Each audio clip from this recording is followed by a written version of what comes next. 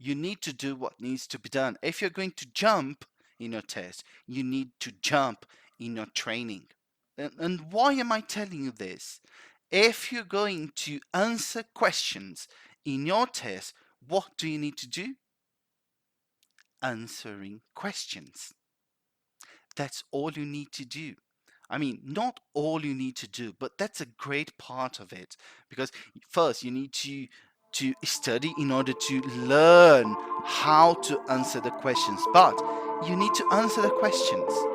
That's the thing. Simple as that.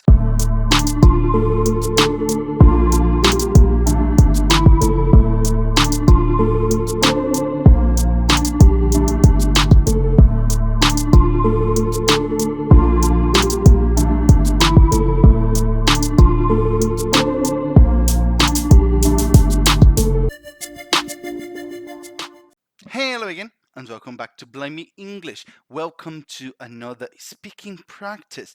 Today, we are going to have our 8th speaking practice. And in this one, we are going to talk about technology. But first, let me tell you a story.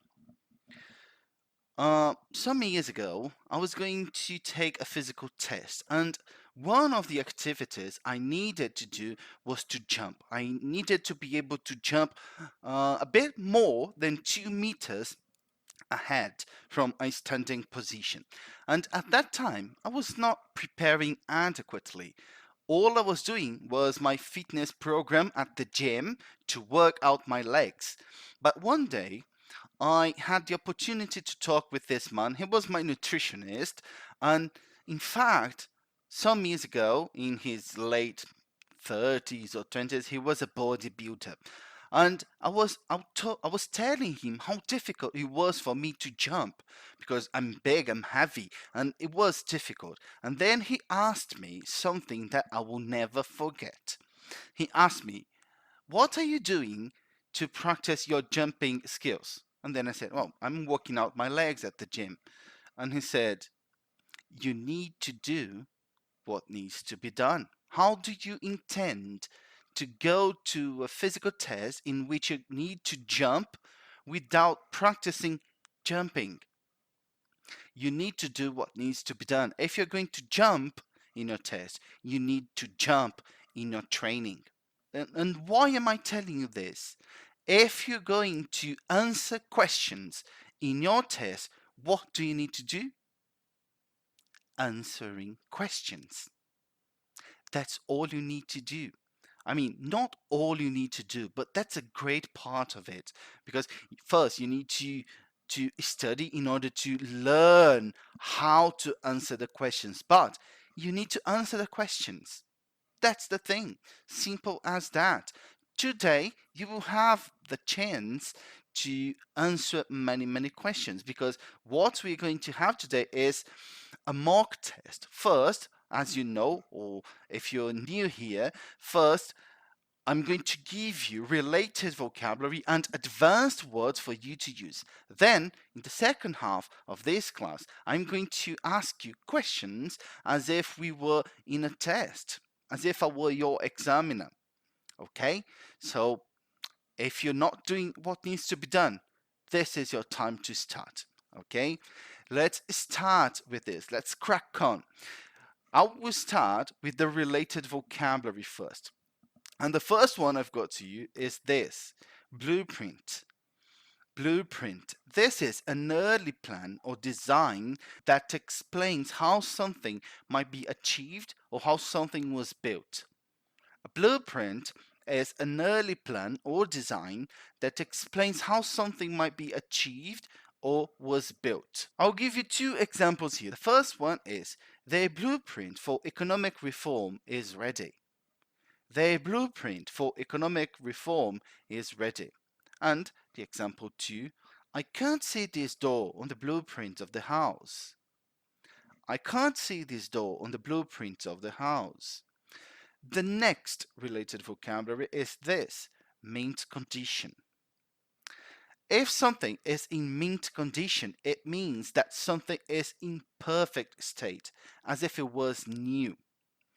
I will give you 2 examples. The first one is: you're gonna love this car. It's in mint condition.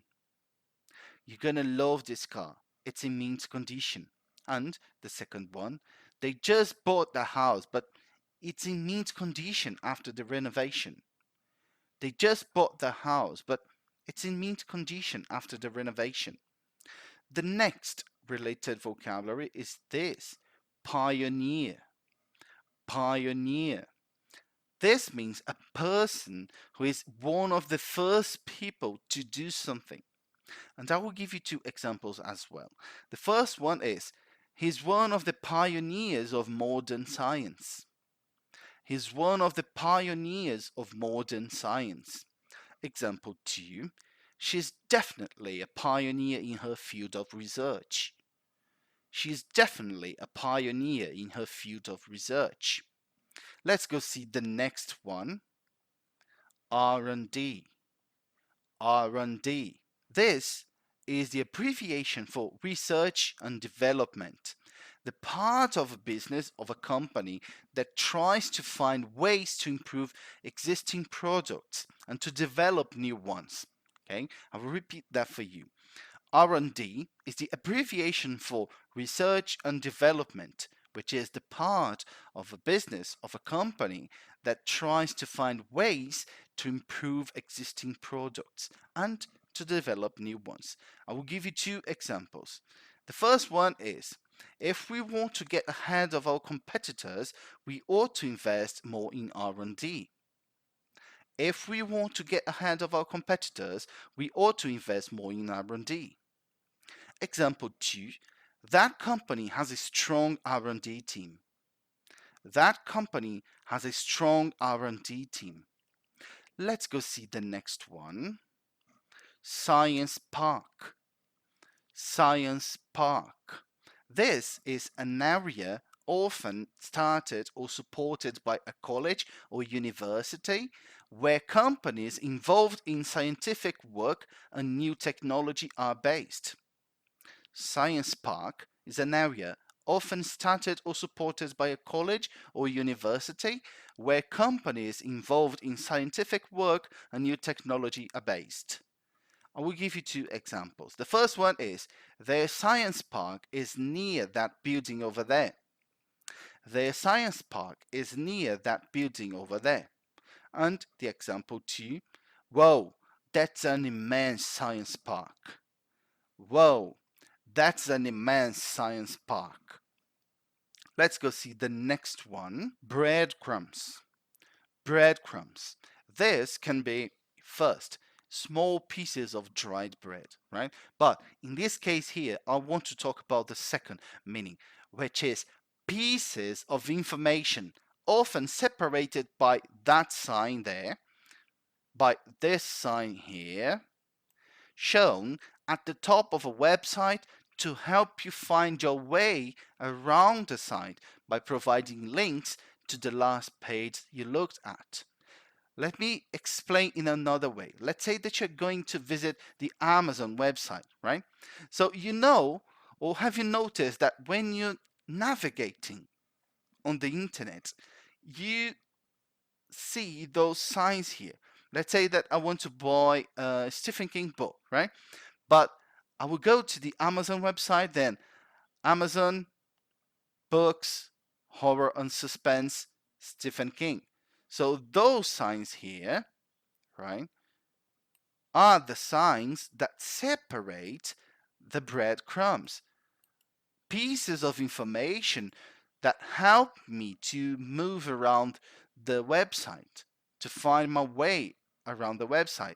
For example, here I know that I am on the Amazon website, here at the book sessions, here at the horror and suspense section inside books, which is inside the Amazon website. See? Okay, now I will give you two examples of this expression, breadcrumbs. The first one is, breadcrumbs come in handy to show a navigation trail for users clicking through a site. Breadcrumbs come in handy to show a navigation trail for users clicking through a site. And the example 2, breadcrumbs are a nice way to look up things on the internet. Breadcrumbs are a nice way to look up things on the internet. All right, let's move to the next one. Breadcrumb navigation. Breadcrumb navigation. So you know already what breadcrumb is, but breadcrumb navigation is the way in which someone finds their way around a website using breadcrumbs, using links to the previous pages visited. Example 1. Breadcrumb navigation will greatly increase the usability of a website. Breadcrumb navigation will greatly increase the usability of a website. And the example 2, breadcrumb navigation helps you not get lost on the internet. Breadcrumb navigation helps you not get lost on the internet. Let's go see the next one. Fun site. Fun site. This is a website for people who like a particular actor, television program, etc. I'll give you 2 examples. The first one is, I found a fun site about action figures of Game of Thrones. I found a fun site about action figures of Game of Thrones. And the example 2, I was looking for evergreen career information and I came to this fantastic fun site. I was looking for evergreen career information and I came to this fantastic fun site. Let's go see the next one. M-commerce. M-commerce. So M-commerce is the short expression for mobile commerce.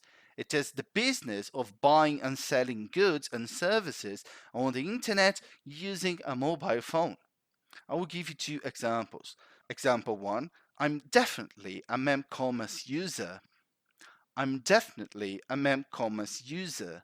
And the example 2, he doesn't trust M-commerce. He doesn't trust M-commerce. Let's go see the next expression, lurk or lurker.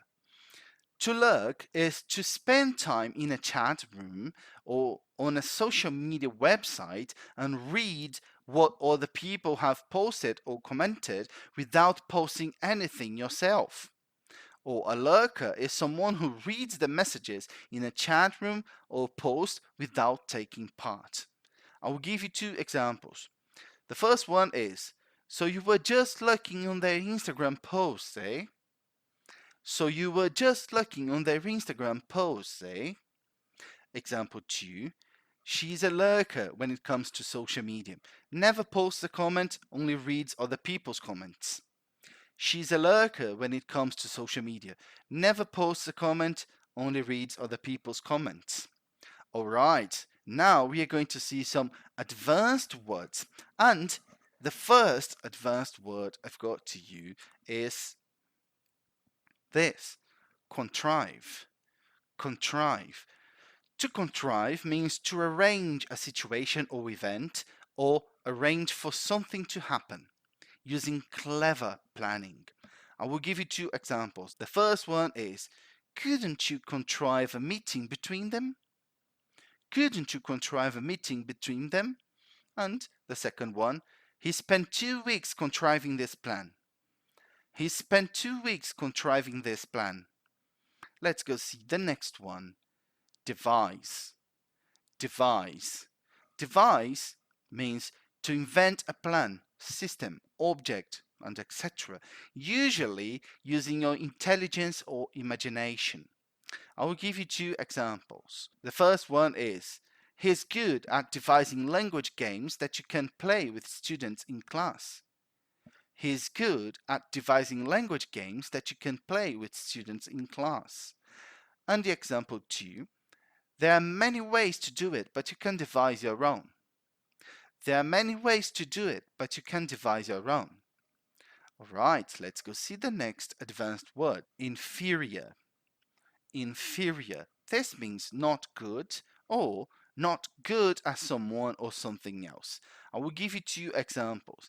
The first one is, this is a new model I see, but it's inferior to the previous one.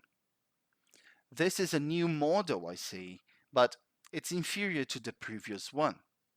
And the example 2, that mobile phone is not only more expensive but inferior as well. That mobile phone is not only more expensive but inferior as well. Let's go see the next and last advanced word, immense. Immense. This means extremely large in size or degree. Immense means extremely large in size or degree. And I've got two examples for you. The first one is, that's an immense building. And example two, this is of immense importance for your test. This is of immense importance for your test. All right, all right. Now, what you're going to do is we're going to start with the questions, but I'm going to explain quickly how the IELTS test works for those who haven't taken it yet. Okay? So, the IELTS speaking test is divided in three parts, 1, 2, and 3. And in part one, you're going to receive questions that are quite basic. Questions about yourself, about what you like or what you dislike, things that you might do at your home if you study or if you work, things like that. Basic questions about yourself. Then, when we move to part two, you will be given a task card, which is, or a cue card, they also call it that. A task card is a piece of paper with one question and some topics for you to talk about for up to 2 minutes. But first, you will have 1 minute to prepare and take your notes. You have that task card and one more piece of paper with a pencil or a pen for you to take your notes. Then, when you reach 1 minute, they will stop you and ask you to start talking for up to 2 minutes. Then, in part three, you're going to receive more complex and abstract questions related to part two, somehow, to some extent, but the questions now are more abstract and elaborate. Okay, so you need to go deeper into the question to achieve higher marks. Let's start with part one questions. And the first one I've got to you is, oh, let me say another thing. First, I will give you, not first, during the questions, during our mock test, I will give you proper time. I will give you an adequate amount of time to answer the question. I will be here waiting for you. Okay? So, the first question I've got to you is, do you like trying new technologies?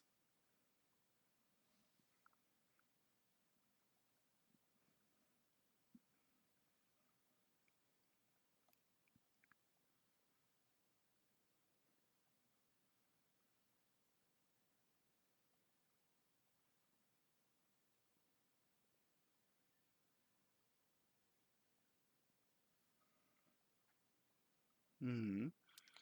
And what technology or device reminds you of your childhood?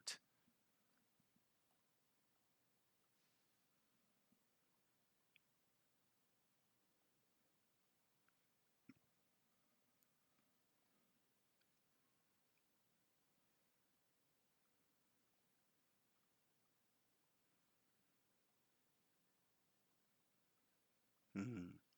How interested are you in games?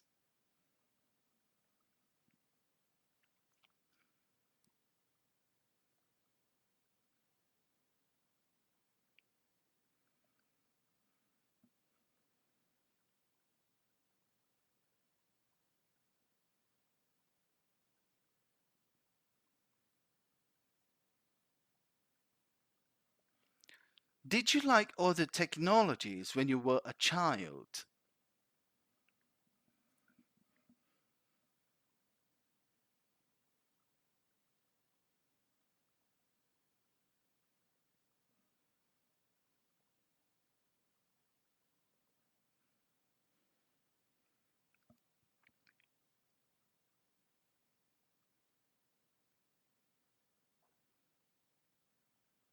Hmm. And tell me, what is your favorite technological device?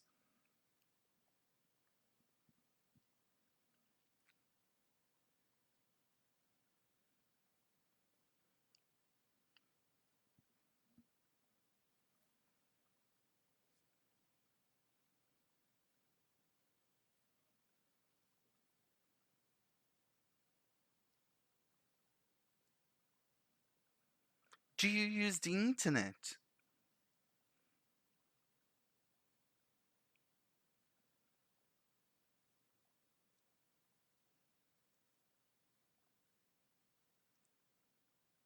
And how often do you use it?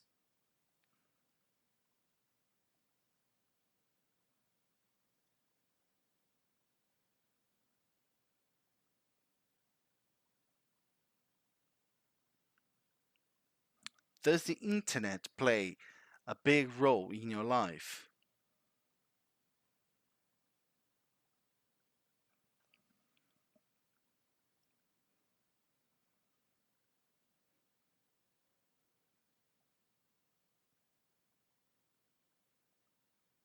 Okay, okay, thank you. Now we are going to part two. We are going to see the next question, the first question in part two. Okay, I will give you the question. I will leave it here on the screen for you to take your notes during 1 minute. You have 1 minute to prepare. I will read the question with you and give you 1 minute, one more minute to prepare. Then I will require you to stop taking your notes and start talking for up to 2 minutes. Let me just grab my stopwatch here. All right. So the question is, describe a present you received which was made by hand. You should say what it was like, who gave it to you, and how you felt about the present. You have 1 minute to prepare and take your notes, starting now.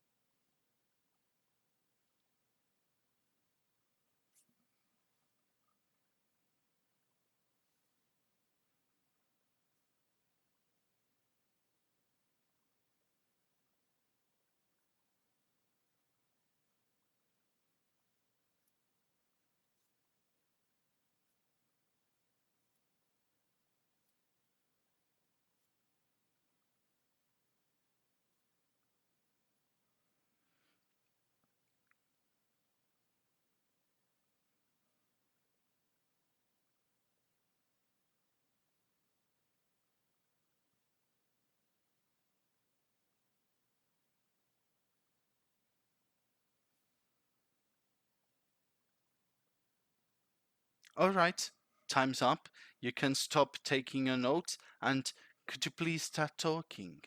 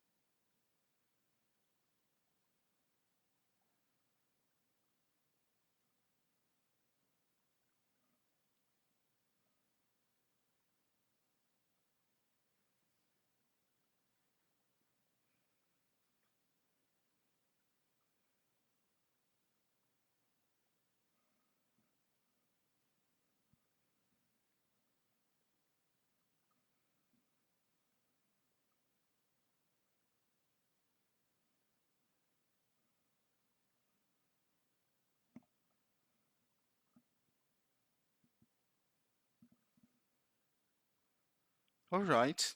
All right. Thank you. You may stop. Now we are going to have part three questions. I will start with this first one. Do you think the handmade goods market has been affected by new technologies in a good or a bad way?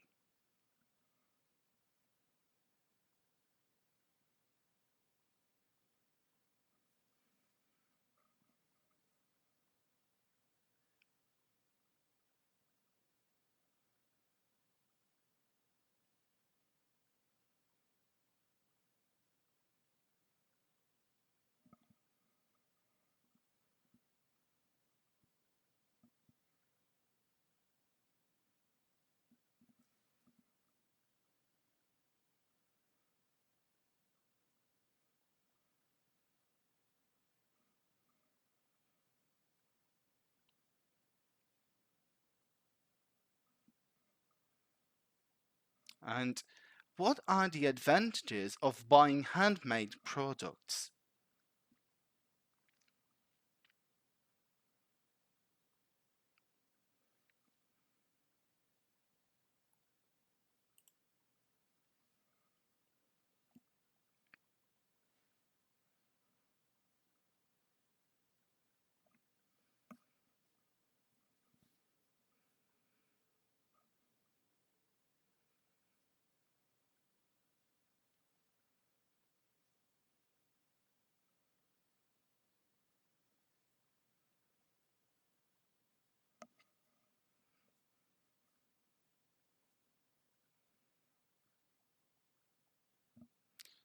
And what kinds of handmade products are common in your country?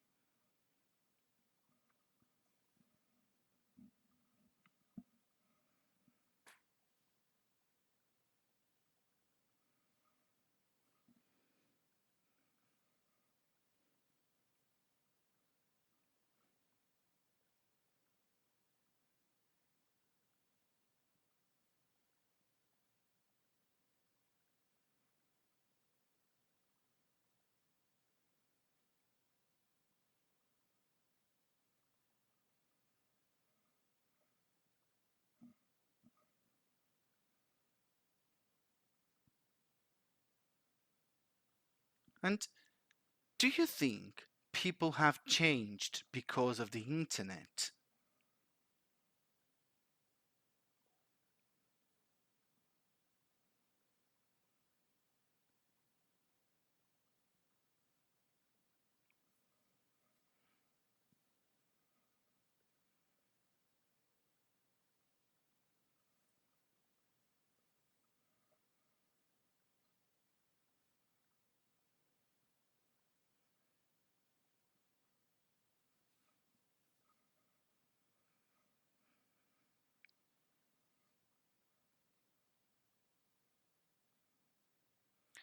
Do you think the internet has been mostly a good or a bad thing to people?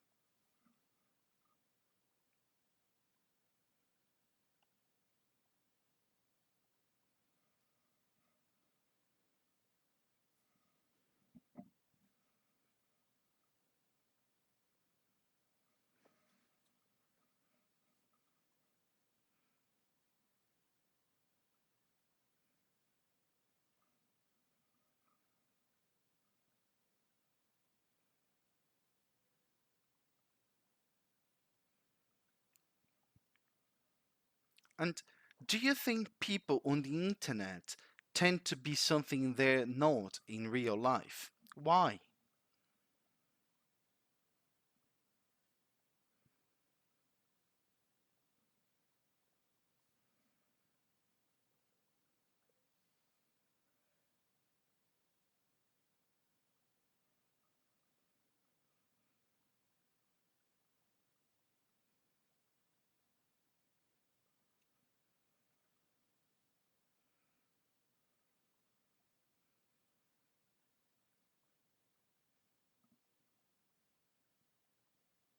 Hmm. Do you agree with the phrase, it's better to fix something than buying a new one?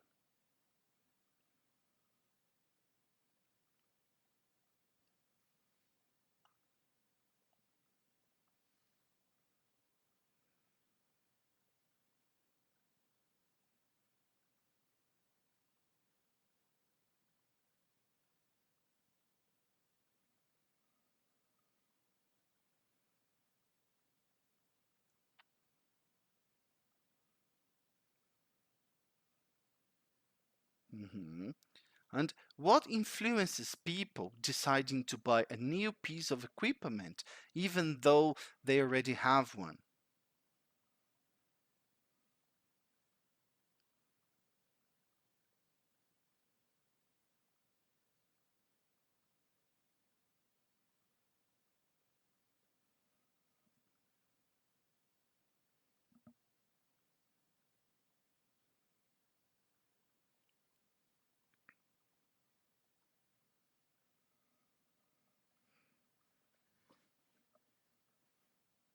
Hmm.